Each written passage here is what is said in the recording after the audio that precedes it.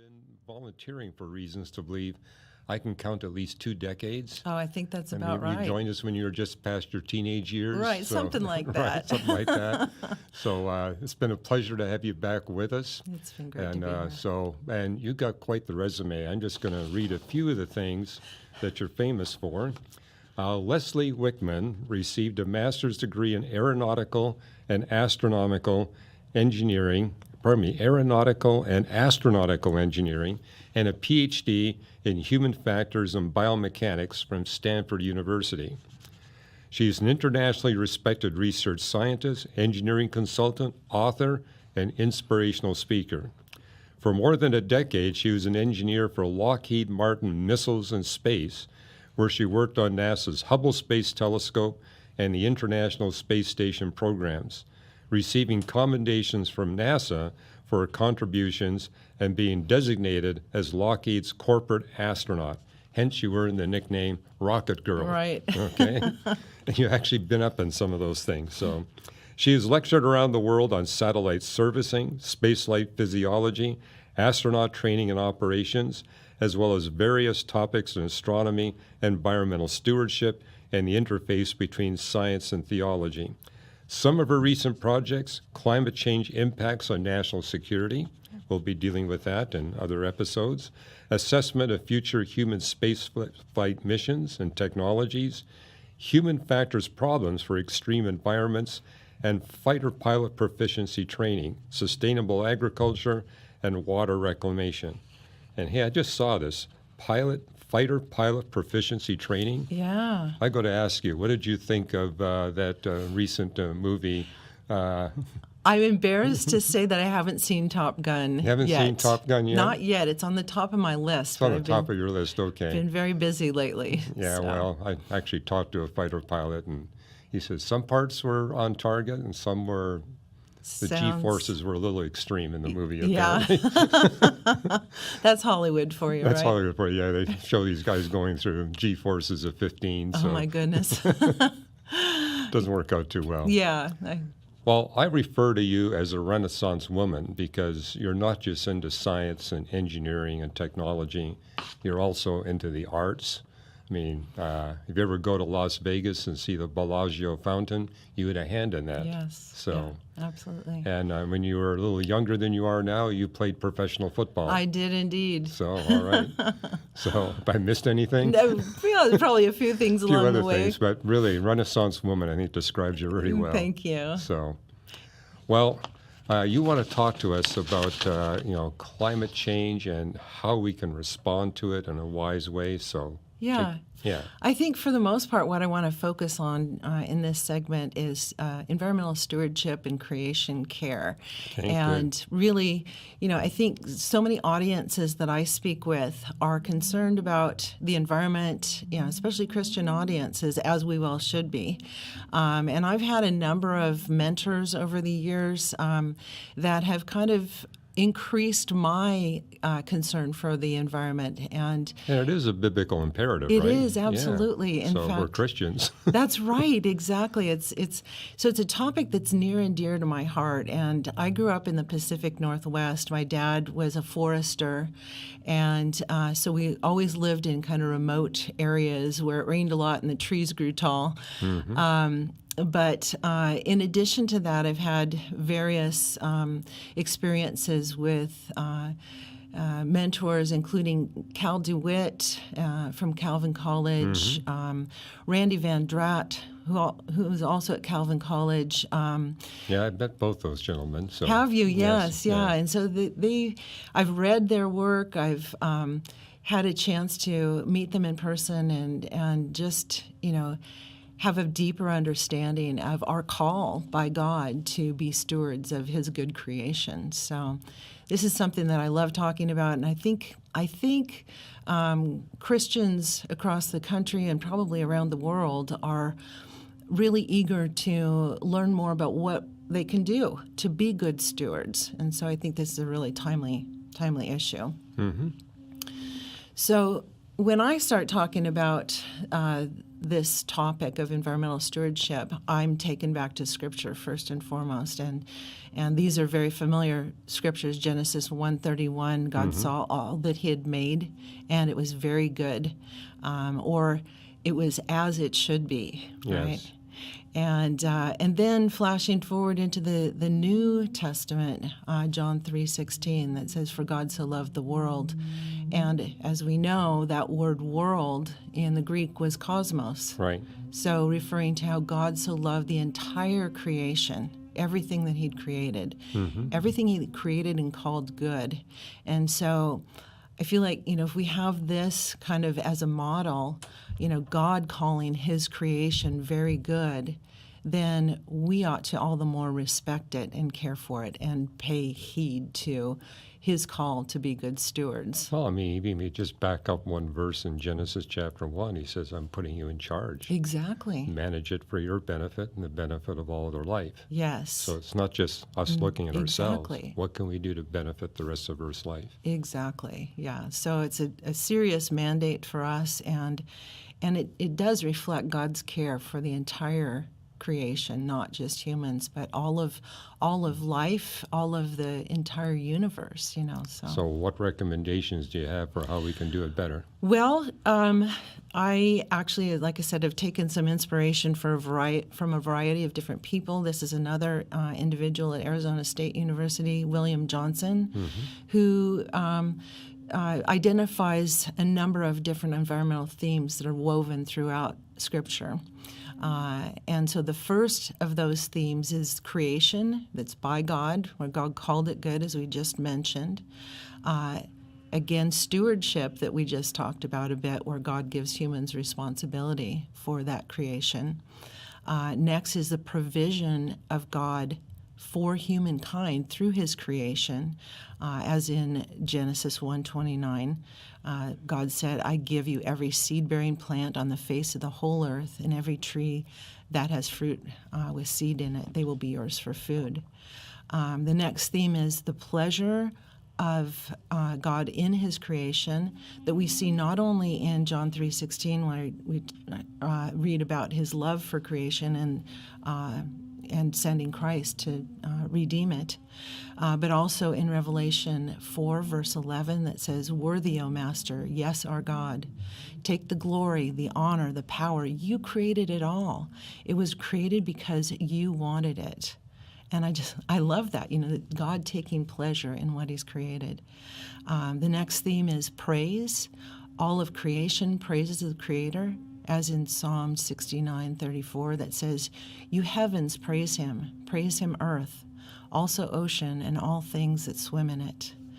And then we've got the authority of God over His creation, the witness of nature to God's authority and provision, consequences to creation, including humans, for mankind's wickedness. So we see that in Revelation, and the perspective that God is above all of His creation. So a number of these themes, I think, are really important for us to I like this one. Yeah, right.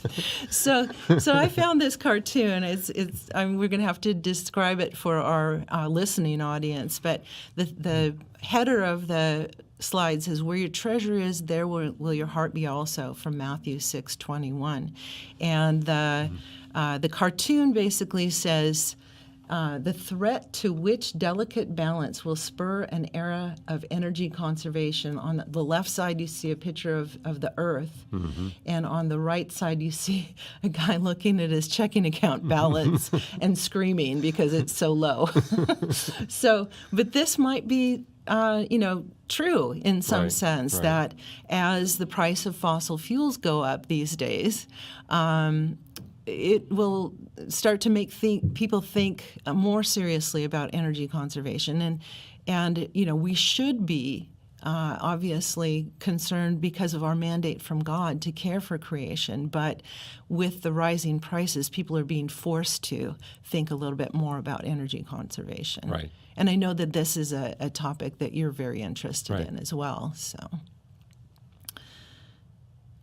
For me, one of the motivating themes, or one of the motivating conversations, is that our planet, it seems to be such a rare planet. So far as we know in the cosmos, certainly in the solar system, but might be throughout the entire galaxy or even through the universe. We don't know.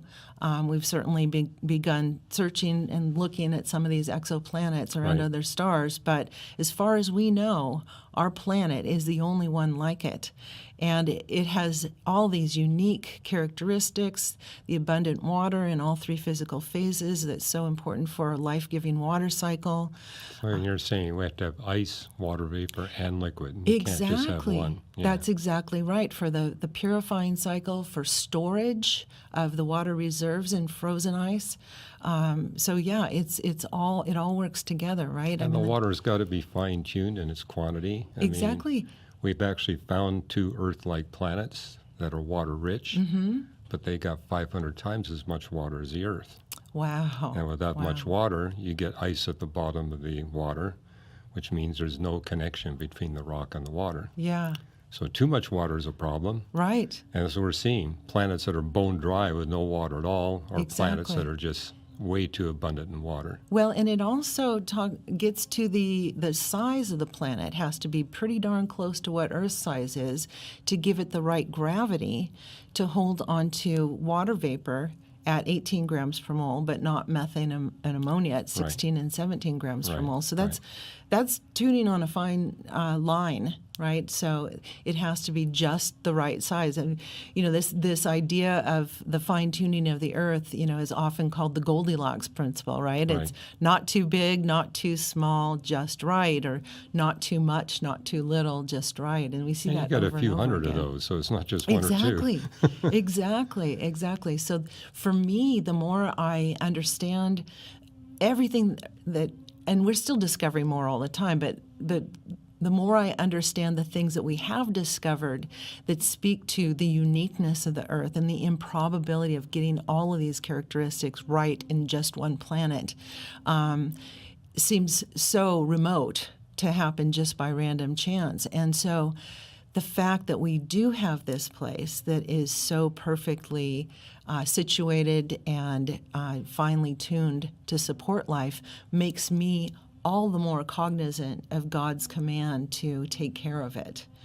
Kind of like what you see in Genesis 2, where God prepared this beautiful garden and he told Adam, take care of it. Exactly. And he prepared this incredible planet. He's basically saying, take care of it. It's the same principle. Exactly, the exact same principle. And so, we hear talk of, going to Mars and, creating another Earth there or terraforming Mars to be like Earth. And the reality is, Mars isn't a big enough planet to hold on to the right kind of atmosphere that we need, right? So again, for me, the space exploration that we do and the understanding of the planet that we have all motivate me all the more to take care of this good place that God has created for us. Very good. Yeah. So, and I think also I think of Romans 1:20, that the truth about God that can be seen in what he's created, right? So the truth about God is displayed in his creation.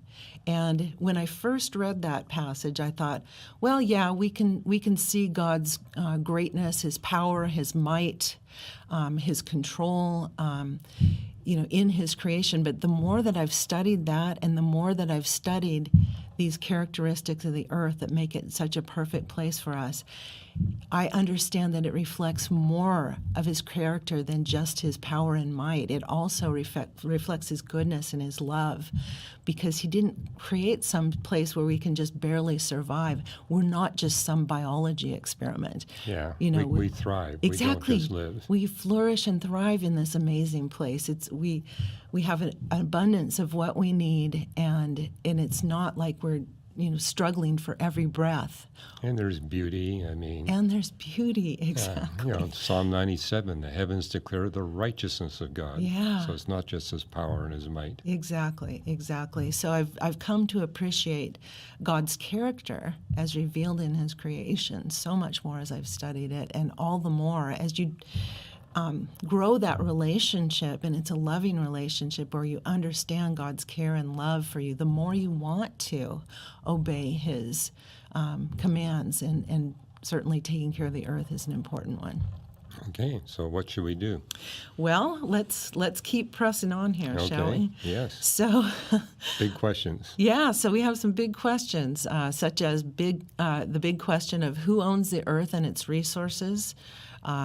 These are questions, as with all big questions, that thinking humans typically come across sometime in their life, and oftentimes I think encountering nature prompts these big questions. Right, our reaction of awe and wonder at what God's created often prompts these big questions. And so, who owns the earth and its resources is one, I think. What ought to be the role of humans on the earth, and how can humans live on the earth sustainably? I think these are all questions that we should be thinking about related to environmental stewardship and how we take care of our planet. And I love this passage from Ecclesiastes, chapter 1, verses 5 through 7. The sun rises and the sun sets and hurries back to where it rises. The wind blows to the south and turns to the north. Round and round it goes, ever returning on its course. All streams flow into the sea, yet the sea is never full. To the place that streams come from, there they return again. And I love this poetic description that actually is a really nice acknowledgement of all of the Earth's systems, the air, the water, the land, and life upon it. It's just beautiful to see how... An incredible water cycle. Yes, exactly. I mean, you see Job 37 and 38 talking about multiple forms of liquid precipitation, frozen precipitation, Right. how they're all delicately balanced. Exactly. And we need every single one of them Yeah. to have humans populating the planet. Exactly, exactly. And it's so beautiful to see these things reflected in Scripture that we see corroborated in the natural world. I love that synergy between the two books of God's revelation, Right. how he reveals himself both in Scripture as well as his creation. So there are a number of environmental challenges that we're aware of that are threats to the creation that God blessed and called good. And this is just a partial list. And these are, some things that we need to be thinking about and talking about and asking the question of how can we respond. So the limited energy resources, water pollution, water resources, air pollution, climate change, deforestation, loss of biodiversity. And obviously we're not going to have time to go into the details on all of these, but it's a starting point for conversation. And I think one of the things that you're very interested in are the energy challenges. And so if we look at the present rate of energy consumption, all of the Earth's fossil fuel energy, much of it in the form of coal, will be consumed within about 250 to 270 years. And the U.S. oil production peaked 3 decades ago, probably actually more than that, maybe 35 years or so. And global oil production is expected to peak very soon, if it hasn't already. And the bottom line really is that fossil fuels aren't going to last forever. Never mind the release of greenhouse gases Sure. and the impact on our environment and climate. So, Well, you're a lot younger than I am, but in the days of Lyndon B. Johnson, he talked about the affluent society. Mm-hmm. And really, we're dealing with an effluent society. that's a good point. That's a really good point, actually. Yeah. So, we need to be looking at sustainable energy sources. I know that you're going to be talking about some of those either later in this segment or in another segment soon. But things like solar and wind and geothermal, hydroelectric, possibly even nuclear technology, which is extremely efficient and unfortunately has gotten a bad rap through the years. But I think there's a lot of promise in some of these areas. But especially if current energy use continues or rates of consumption continue, we really need to be focusing on more sustainable long-term energy sources. And of course, there is a growing demand across the world for safe and clean water as populations grow, and also the greater awareness of waterborne diseases that are spread through the use of contaminated water and wash water. So 18% of the world's population has inadequate water, and 40% lack sanitation treatment to maintain even the most basic health standards. And in developing countries, 80% of sickness is directly attributable to water-related diseases that we in the West take for granted as being easily preventable. So water is one of the biggest issues that I see. And again, our Earth is so finely tuned and such a beautiful provision of the right amount of water and just all these different characteristics that we've mentioned before. But yeah, water's obviously a huge challenge worldwide. Even where we are here in Southern California. Yeah, and the drought that the whole West Coast is going through, and I'm sure there are other places as well. I mean, we hear and read about drought in other areas of the world, and it's a very, very difficult problem.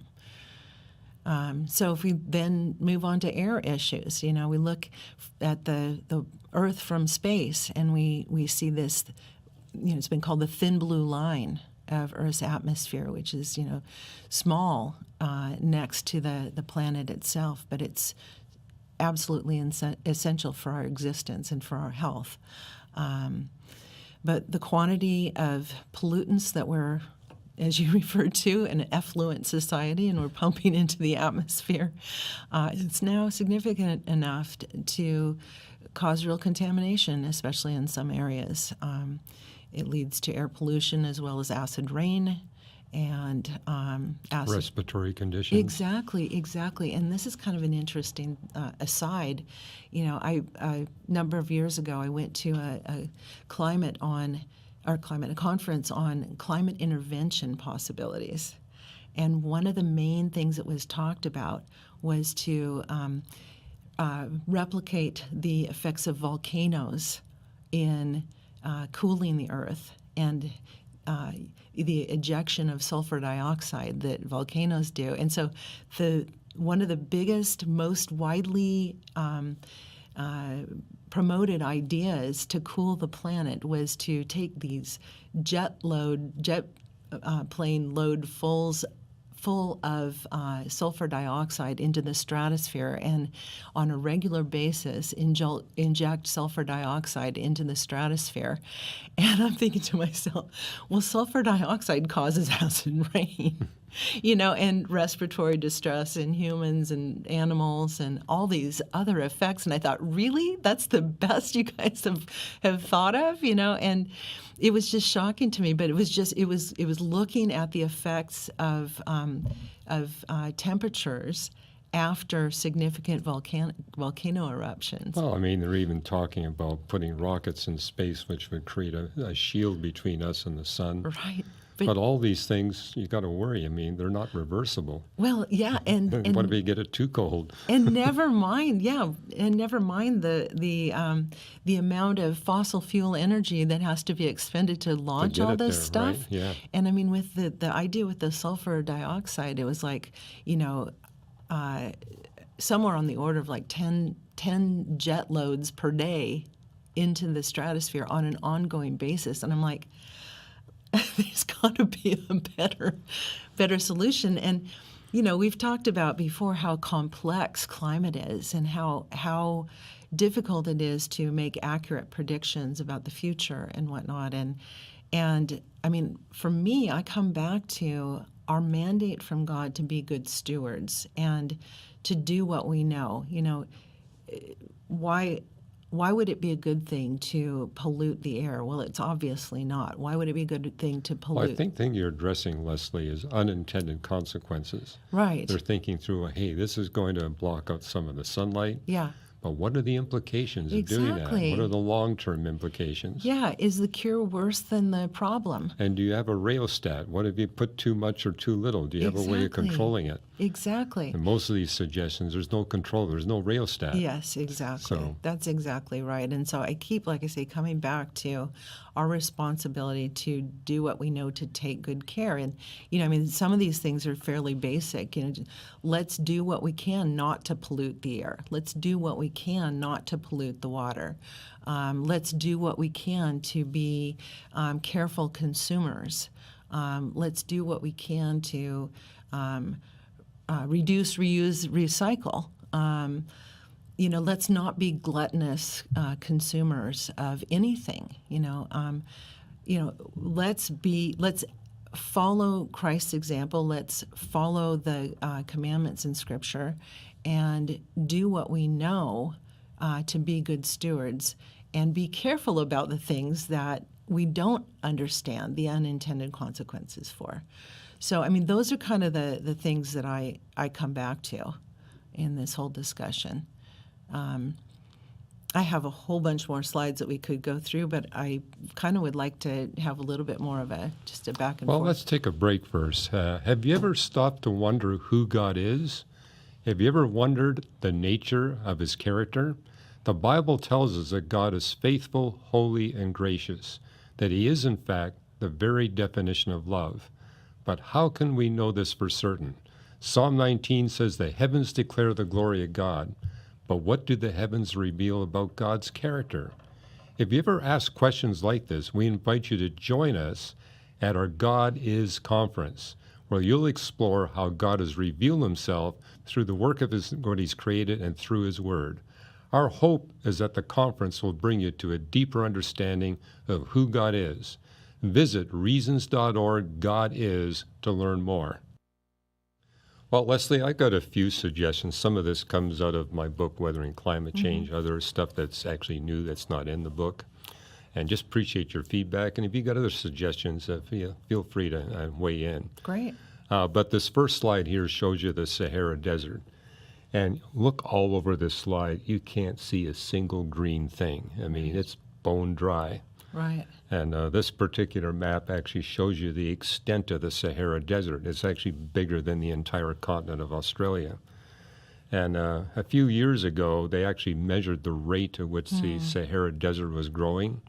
It was advancing south by 6 miles per year. Wow.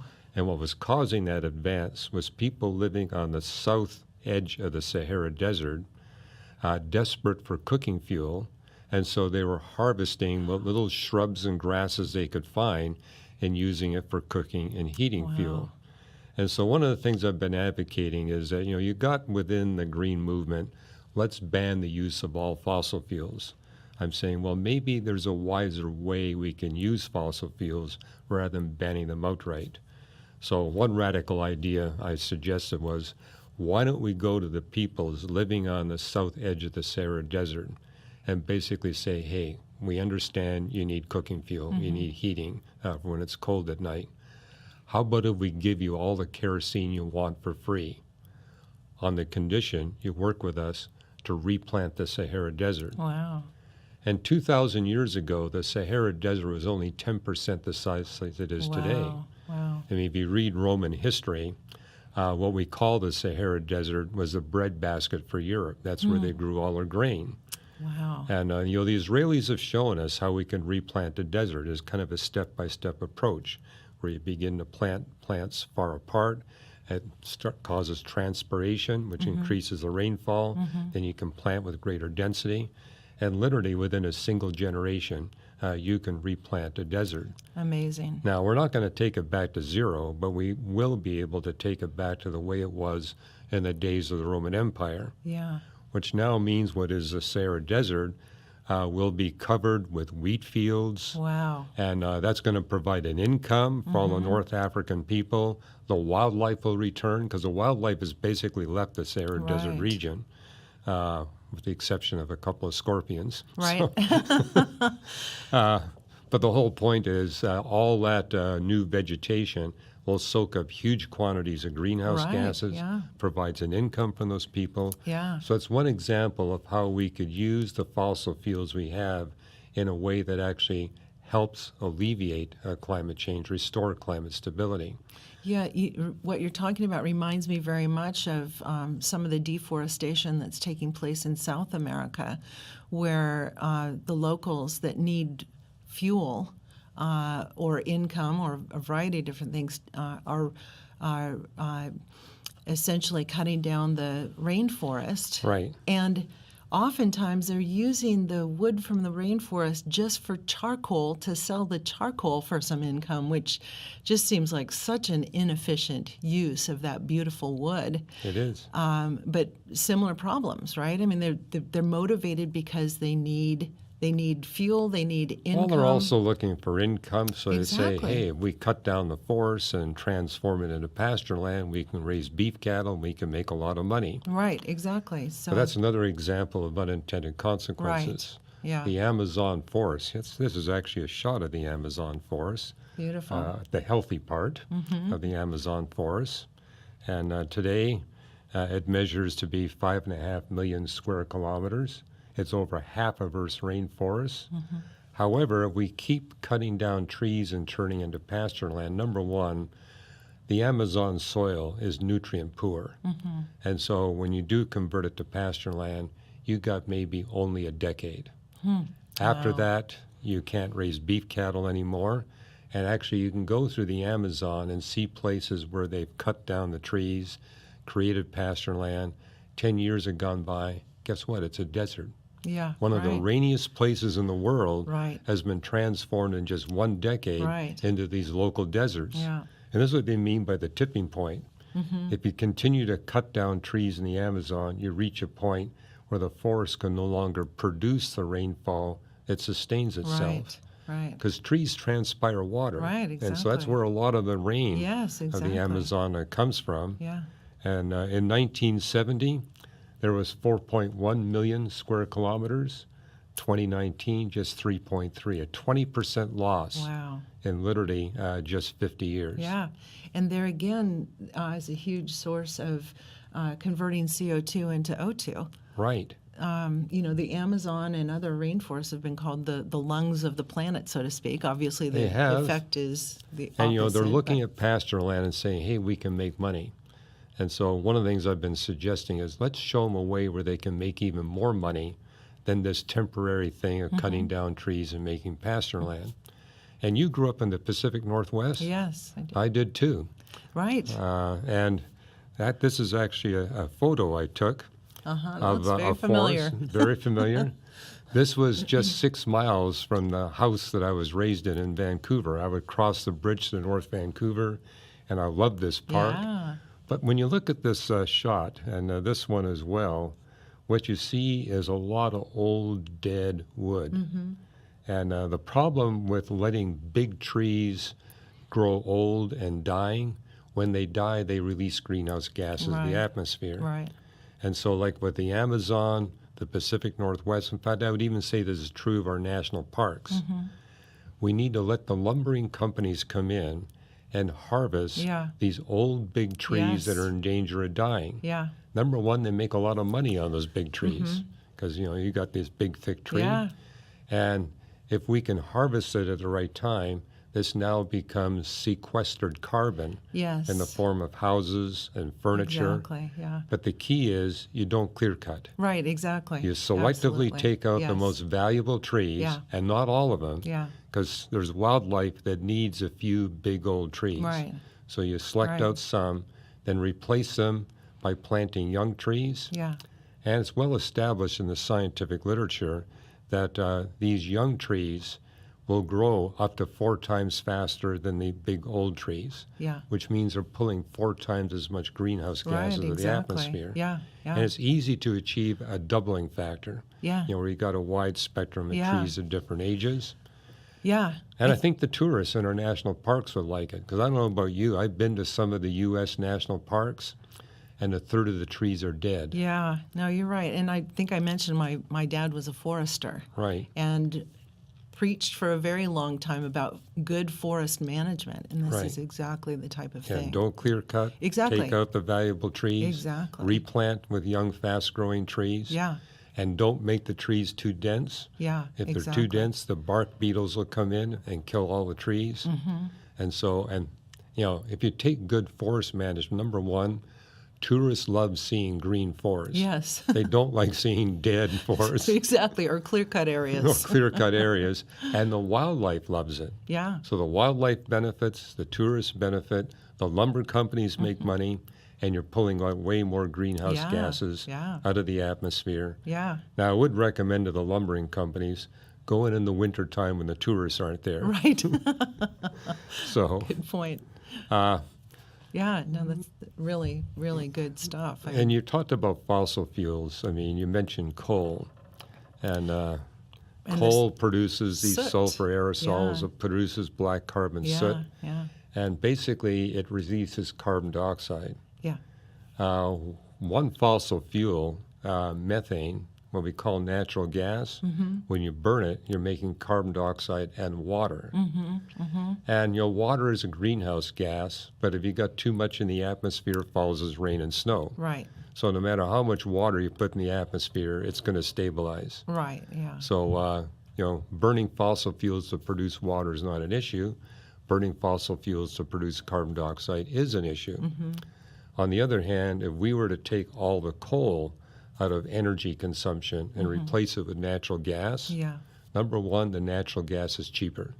It's cheaper than the coal. It's easier to transport. We got a lot more natural gas than we got coal. You mentioned we will run out of coal if we keep depending on it. But there's huge stores of natural gas in the Earth's crust.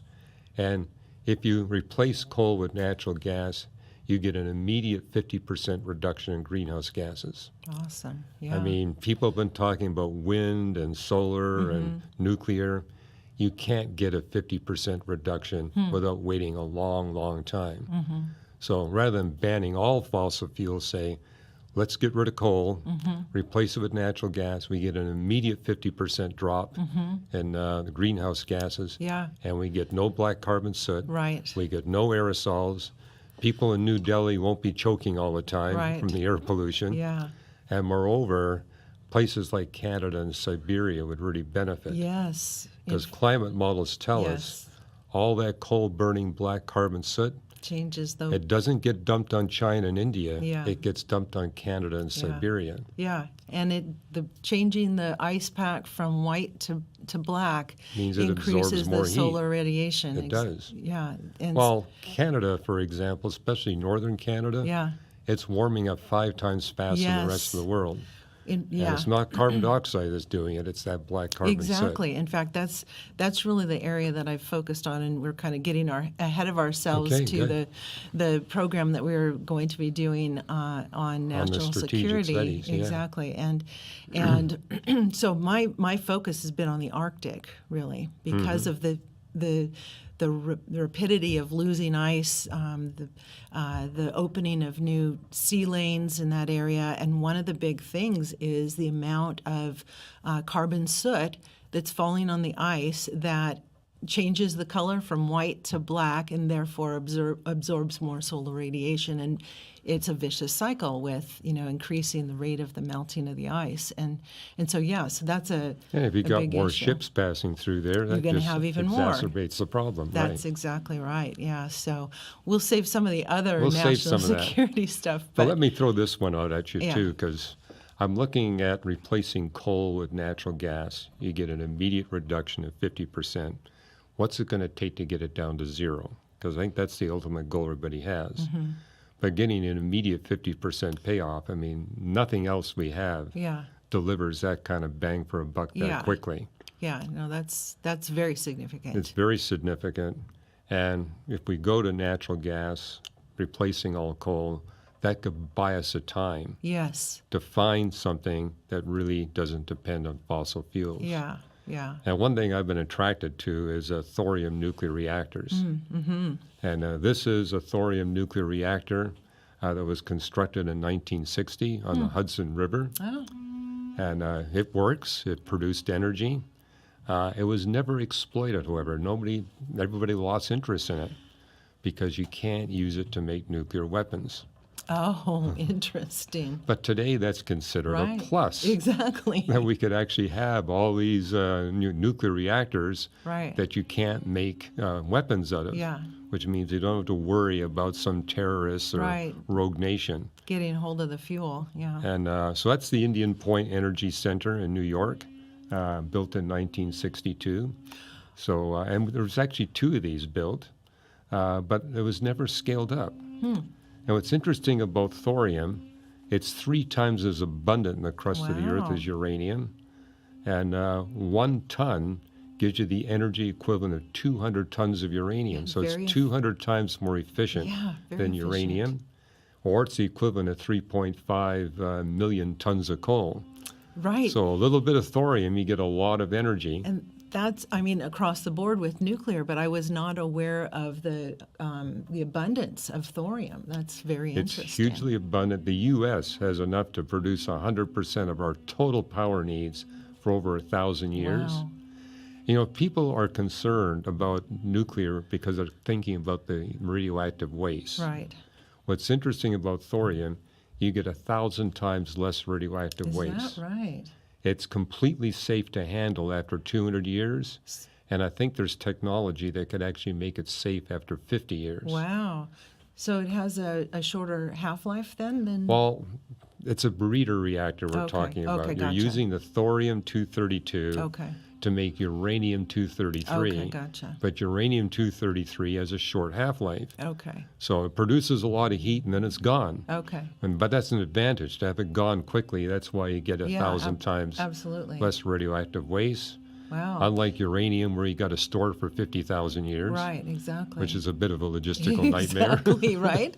When- Here we're and- looking at something that's realistic, 50 to 200 years. Right. And what about is thorium being used in any of the European plants?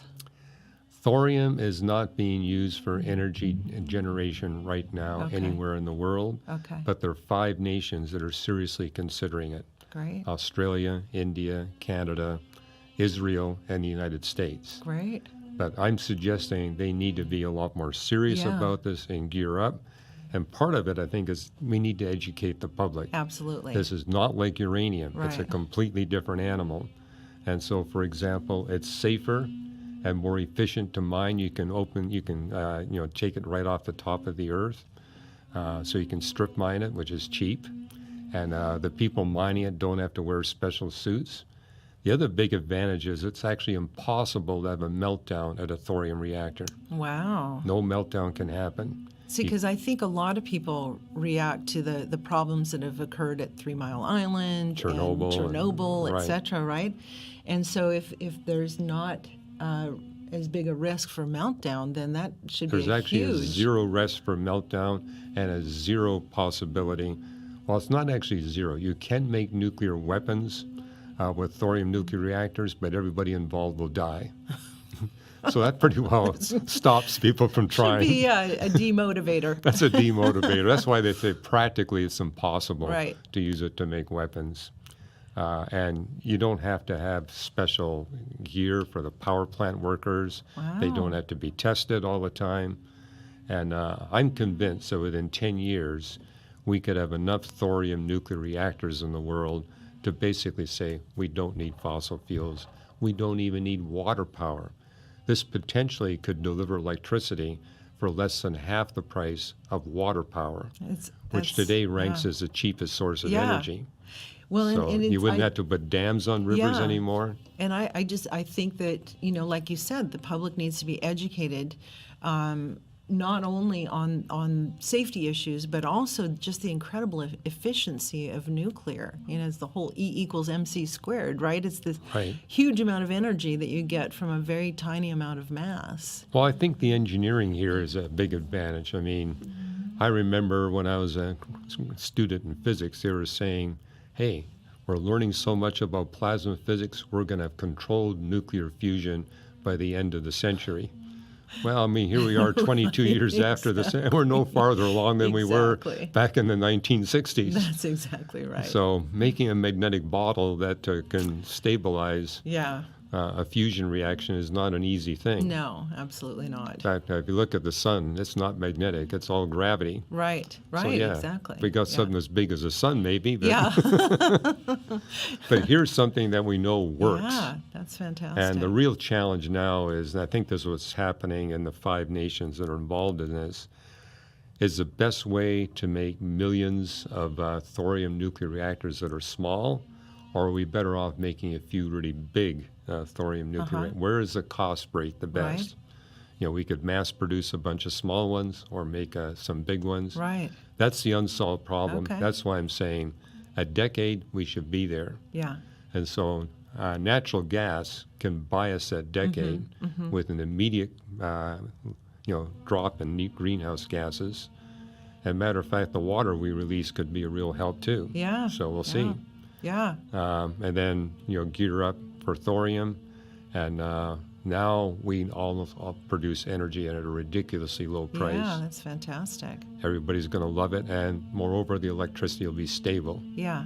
It's yeah. not like solar where, hey, if the sun's not shining Right, or it's pouring exactly. rain, we Right. got a problem. Yes. We know this thorium will keep going. Yeah, and bringing up solar and some of the other quote unquote green sources of energy or sustainable sources of energy are all fraught with their environmental issues. I mean, They are. We've talked in Southern California about these big solar farms, and of course there are all kinds of concerns about disrupting habitats, and similarly for Yeah, wind you're not power. going to grow stuff underneath the panels. Right, and also a big thing in Southern California is the disruption of the habitat of the desert tortoise as well, right? And so with nuclear, again, the efficiency coupled with the safety that you gain with thorium. And you don't need a lot of land Yeah, to exactly. make these reactors. It's not like solar and wind where you're basically taking out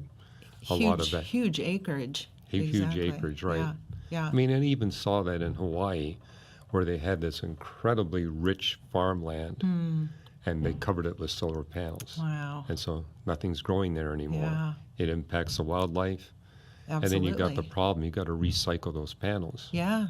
I mean, we live in California. Our state basically forced us to put solar panels on the roof by jacking up the price of electricity. Right. So we got solar panels on our roof, but I know in about 18 years they got to be replaced. And I don't think anybody's thought through the recycling of those millions and millions of solar panels. What are you Yeah. going to do with that? Exactly. Or the fact that windmills kill birds. Exactly. Exactly. Yeah. Yeah. So unintended consequences. Exactly. That's a real theme in looking at some of these so-called solutions. So, yeah. very So do you have fun. any other ideas you'd like to share with us? Well, I think one of the things, and we've touched on this already, is just having conversations with people and raising awareness. And, again, like we're doing right now, just talking about our personal responsibility, the fact that Earth is rare, as far as we know, certainly in our solar system and probably far beyond. And it's a gift, and we need to You're take care of suggesting it. we should take care of the earth because there's nowhere else to go? Exactly, exactly. I mean, these ideas about, terraforming Mars or even colonizing Mars or the moon and whatnot, again, the planetary considerations are not. Well, I read an article where they said we can terraform Mars for only $100 quadrillion. And even at that, I would dispute it just because of the fact that the gravity's not right. Well, they do say that they could make it habitable for 50 years, but after the 50 years, you got to spend another $100 quadrillion.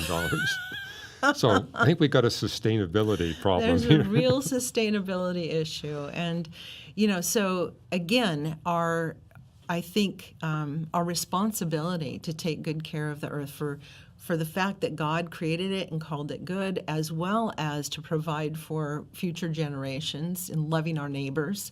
But I think we need to have those conversations more regularly, and even about possible solutions, talking about what does it mean to have that responsibility? What should I be doing? I mean, I remember in one of my classes at one point, talking about environmental stewardship and some of the issues that we're facing. And one of the students wrote in a reflection paper, it's not about what difference can I make? I'm only one person. You shouldn't be asking that question. Instead, you should be asking, what is my moral responsibility? What ought I to be doing? And so even if as one person you don't feel like you can make a big difference, if all of us take that responsibility on and ask the question, what ought I to do? Then together we can make a big difference. And And if you can give people an economic incentive, I mean, Yeah. all these suggestions I've been making is that people have more money in their pockets if they do this. exactly. And people are selfish. They're going to do what's Exactly. going to help them. Exactly. So if we can give them an economic incentive, yeah. I think we can actually solve these problems fast enough. I mean, next month I'm going to be involved in a debate with climate change experts. And the people I'll be debating are what I would call alarmists. Okay. They're basically saying, hey, this is a real crisis. And my message is, it's a bigger crisis than what you realize. This really is a huge crisis. But trying to terrify people to accepting tax penalties and reducing their economic well-being, that's going to be a hard sell. If we give them a strong enough economic incentive, they'll do it right away. Yeah. And we Yeah. need to do it right away. You're right. This really is a problem. We need immediate action. Yeah. But you're not going to get immediate action if you can't give Yeah. people an economic incentive. You're absolutely right, and that's why capitalism works, is because people are at their basic common denominator selfish. Well, there's another biblical principle. I mean, you talked about what Genesis was saying, how we're stewards of planet Earth to manage it for our benefit and the benefit of all their life. Yes.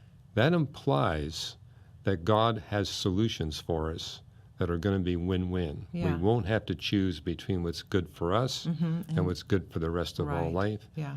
That statement in the Bible tells us if you look hard enough, you will find win-win solutions. Right. That's a really good point for So the let's look for benefit. Exactly. Couldn't agree with you more. And we just talked about a few. I'm sure there's many more we could look at. Oh yeah, absolutely. Yeah. But yes, I think it's very, very important for us to have these conversations with people, to raise awareness and to educate people as to not only what the problems are, but what some of the solutions are. Well, you're on the front lines of being a professor in science at Biola University, and God's given you a lot of platforms. So we're all encouraged by what you do. We'll be praying for you Thank you. that you'll get the message out. Thank you. I'm All right. praying for you as well. Thank you. Well, thank you for joining us today on Stars, Cells, and God. Join the discussion in the comments below. Remember to like this video and to subscribe for more content. New episodes of Stars, Cells, and God release each Thursday and are available here on YouTube and on your favorite podcast app. Be sure to share this video with a friend, and remember, the more we know about science, the more reasons we have to believe in Jesus Christ as Creator, Lord, and Savior.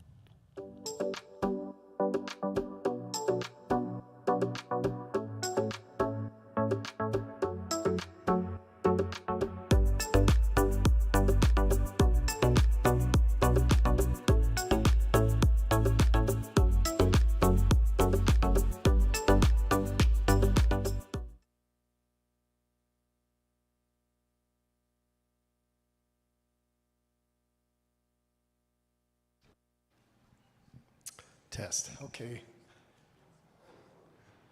Sorry, everybody.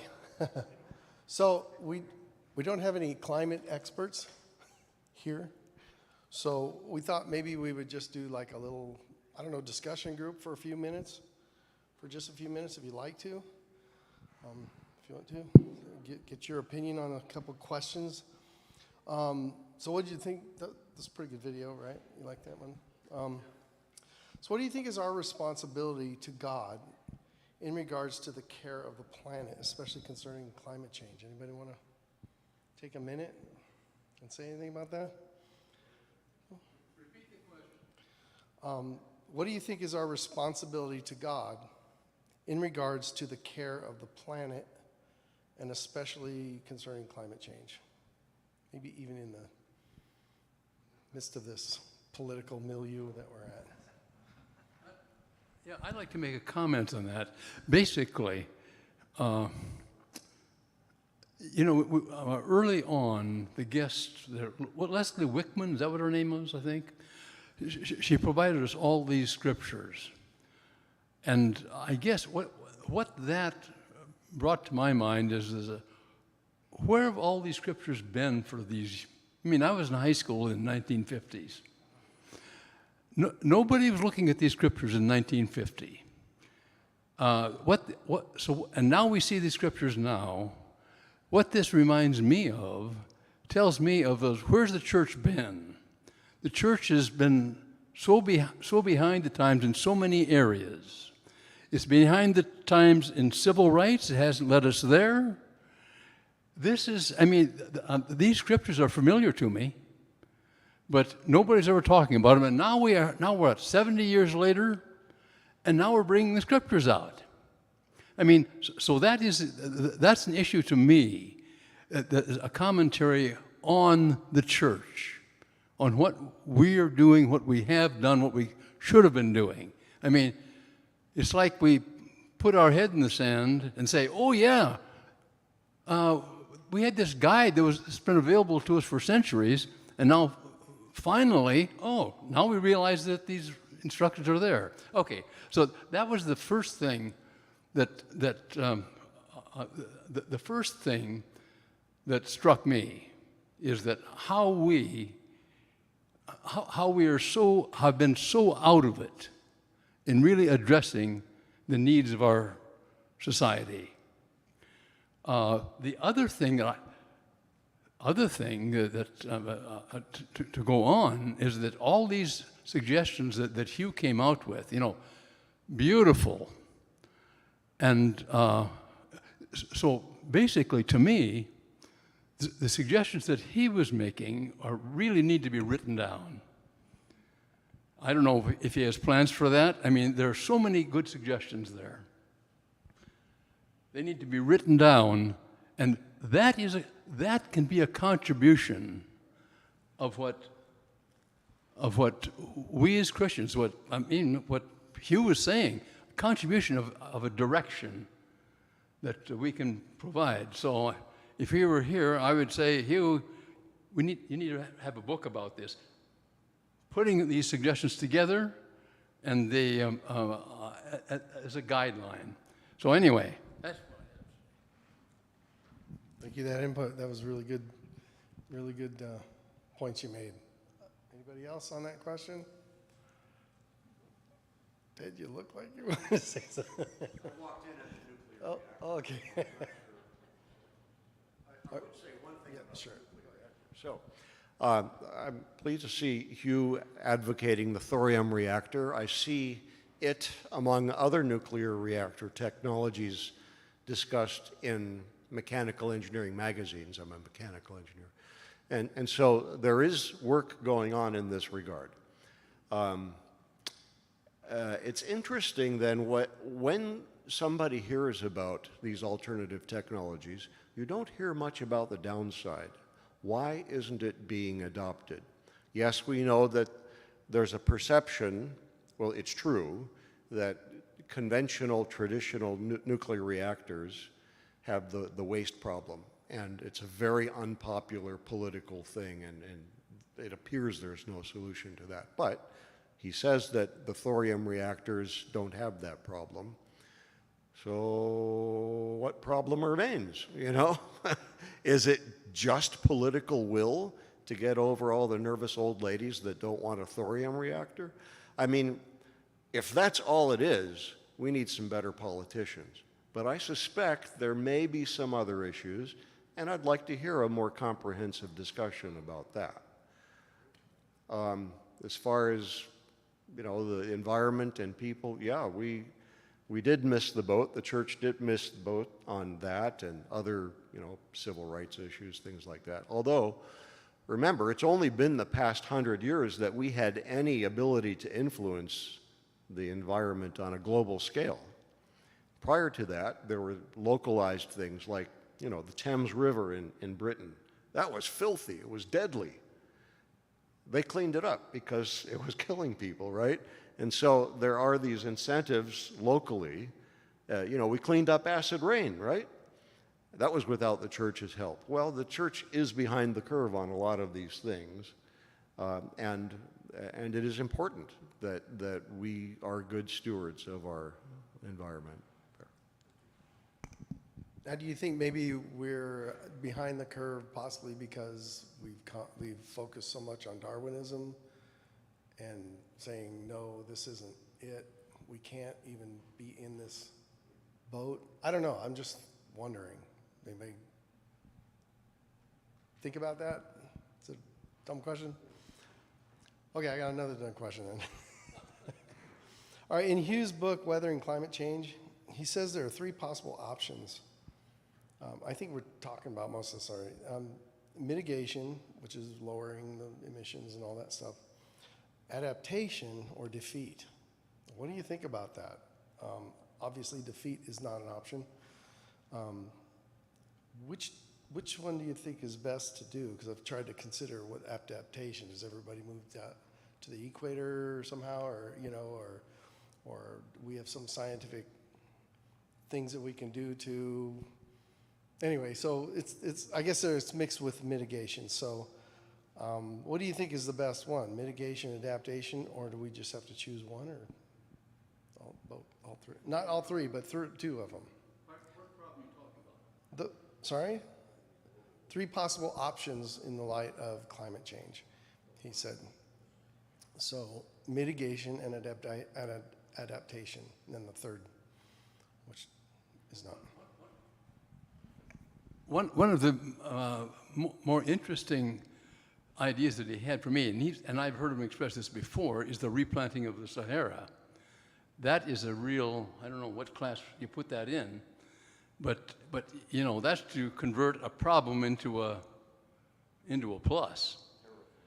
So that certainly that's one thing that could be and as far as the other thing is the use of natural gas as a transition from coal to a more sustainable energy source.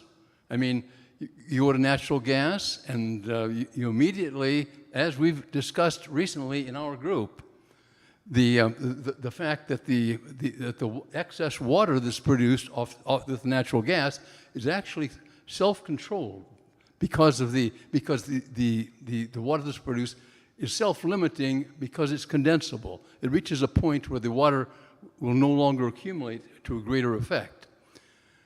This is what Hugh was pointing out in part of what he's talking about. And so that natural gas then, that is I mean, if you can convince people to do that, that's a great transition.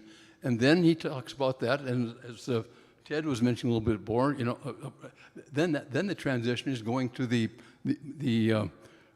thorium reactors. And now that's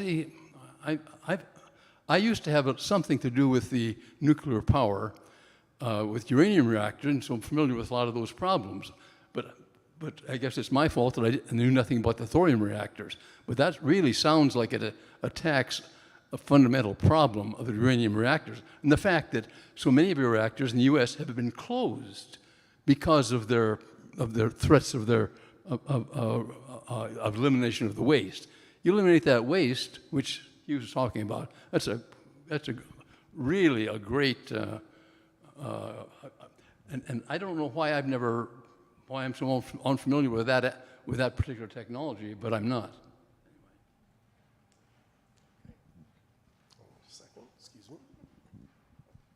Hello, nice to meet you all. I'm the newbie in the room, so I'm being very, very brave here. This is my first time here. I just have a comment on, I got really excited when he talked about replanting the Sahara, but I'm originally from Haiti, and Haiti has a deforestation problem as well.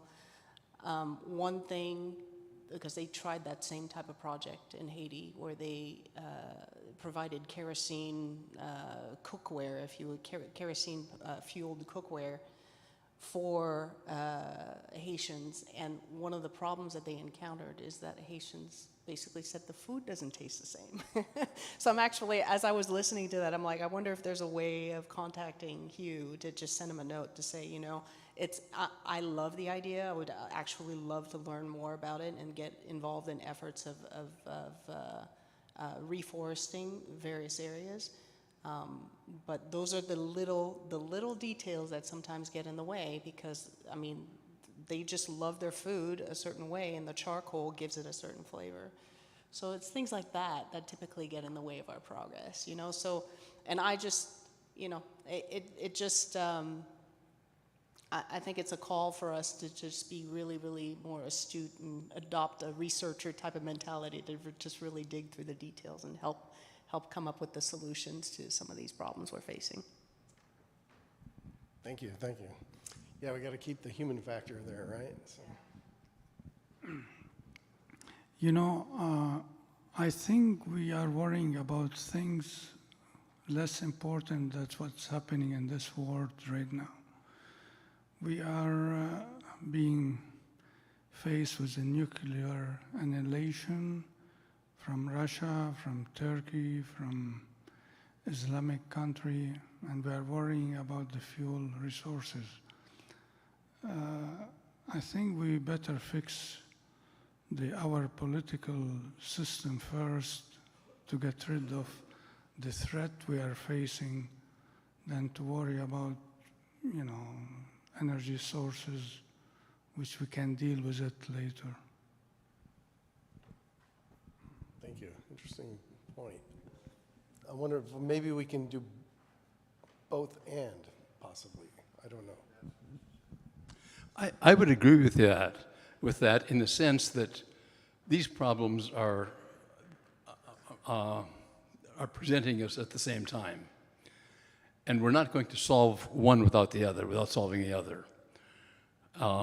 Because, I mean, to solve the energy problem, the climate problem, requires people to be willing to sacrifice in certain areas, requires leadership, so that to let people know what has to be done. And like Hugh was saying, is that the way you lead people is not to confront them that they're going to have to face an economic, you know, great disadvantage, but to be able to put solutions out there in ways where they don't have to do that.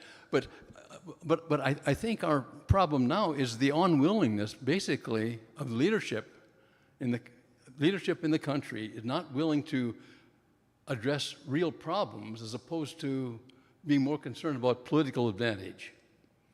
And and unless we get leadership that's really willing to put all of our welfare ahead of their own welfare, and we've had those great leaders in the past. We have.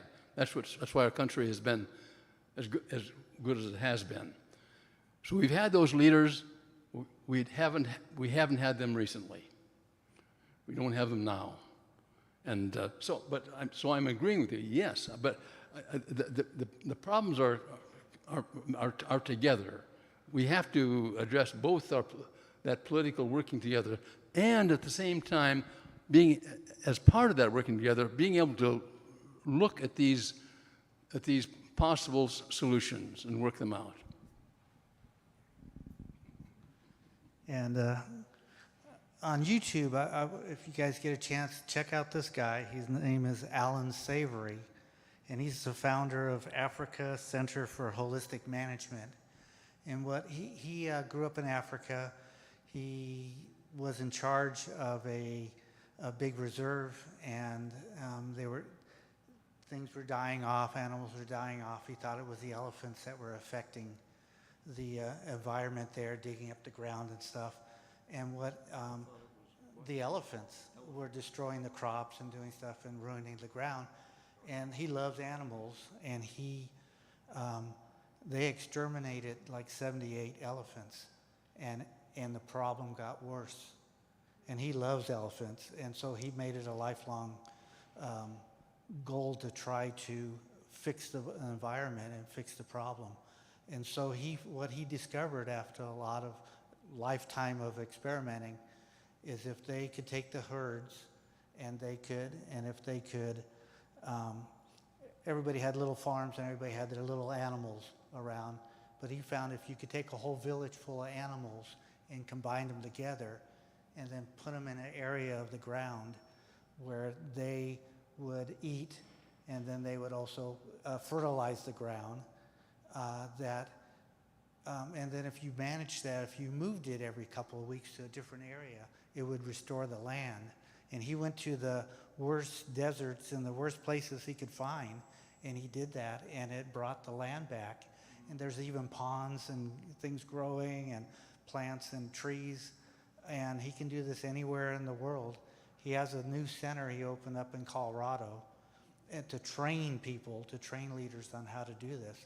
But it's all about just getting animals in big herds again, and then managing the herd and moving them so they're long enough to fertilize the land, but not to destroy it. And so if you look him up, Alan Savory, on the internet, it's fascinating. Shows have been about him and what he's doing to fight desertification of the world, and to fight the climate and stuff, the global warming. And it's really amazing. So I think we're pretty much done. It's 1:42, and so we're wrapping things up. And thank you for coming today. And that was really fascinating with Leslie Wickman. That was a great interview. And so, all righty, we'll have a great Sunday and the rest of the week, and we'll see you next week.